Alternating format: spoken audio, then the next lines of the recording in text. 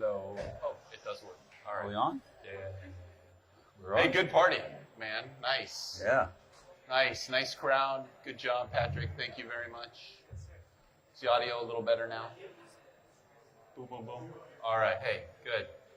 Ladies and gentlemen, please welcome Jerry Woodall.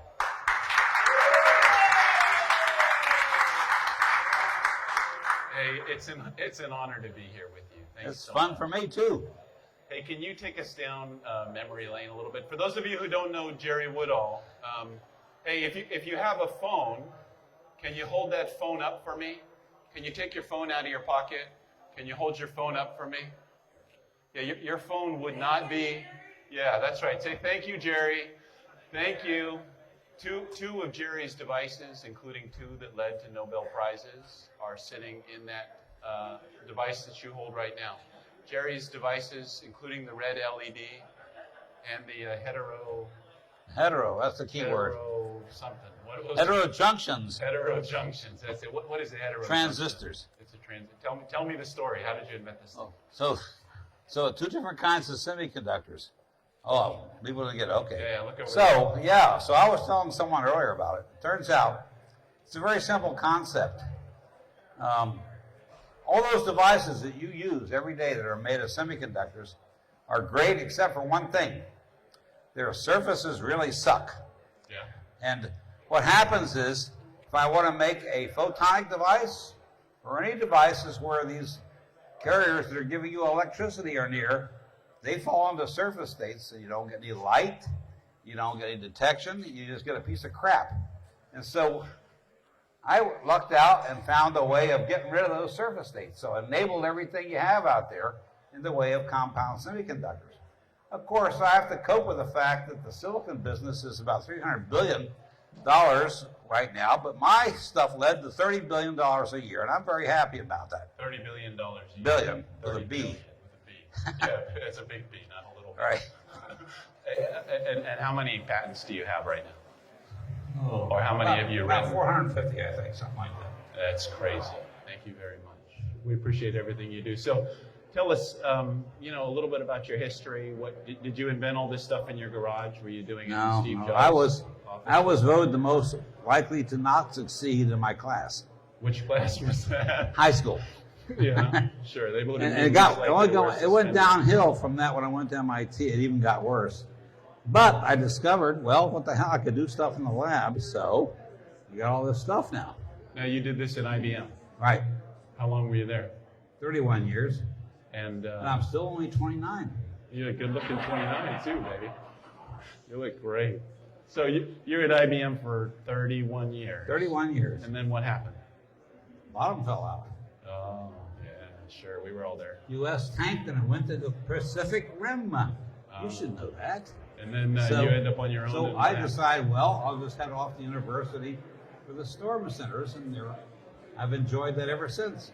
So you're at Davis now. How long ago did you come here? I arrived in 2012. 2012. And since you've been here, what have you done? That's a very embarrassing question. What have you accomplished with your life, sir? Well, I'm giving you aluminum and making hydrogen with aluminum. That's what I'm doing.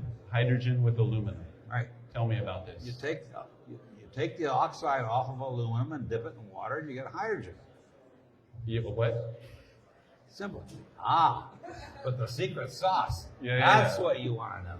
So I dip it into something that dissolves that little protective oxide. The oxide on the aluminum. Yeah. Is dissolved in the Every secret piece sauce. of aluminum that's out there Yeah. is protected by.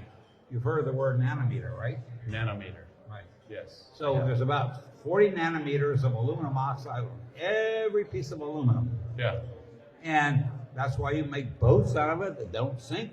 Okay. Your computer, laptop, Sure. Everything on this table. glass, everything that's made of aluminum is worthless if that stuff comes off.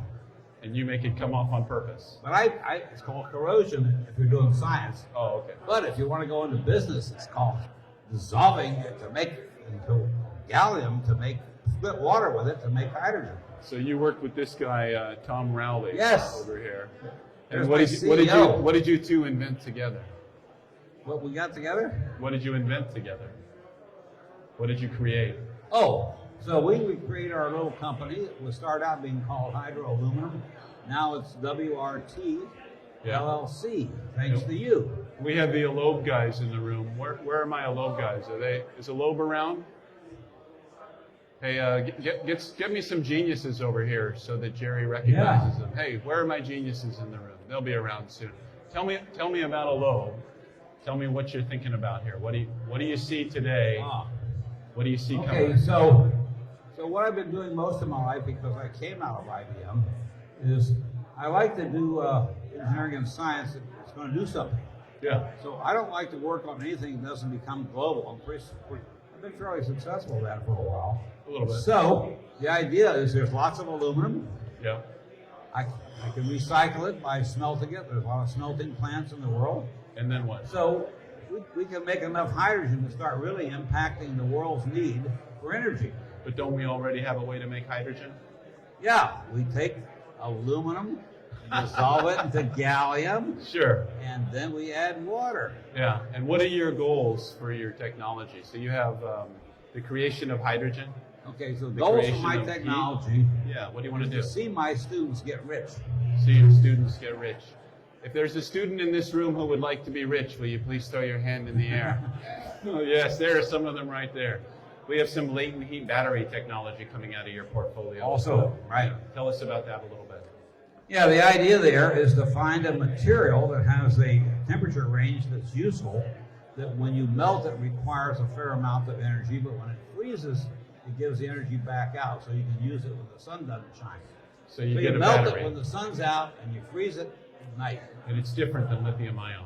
Right, it's a different technology. Different technology. Is it, Right, so is it it's the just technology of the future? It's melting and freezing just like ice in your ice water. Okay. And what do you think? Why is this going to be the technology of the future? Because there's lots of aluminum and there's lots of silicon. Lots of aluminum, lots of silicon. I like that very much. So let me ask you this. When you look back over the many, many years in your career, is there anything that you would like to tell the entrepreneurs in the room today?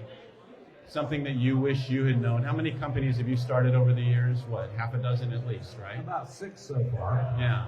What would you tell the entrepreneurs in the room if you could go back and give yourself some advice? Okay. Very simple message. Inventors are the most dangerous things to business. So what you have to do is find guys like this who know the business sense, who will take the trouble to understand how the technology works.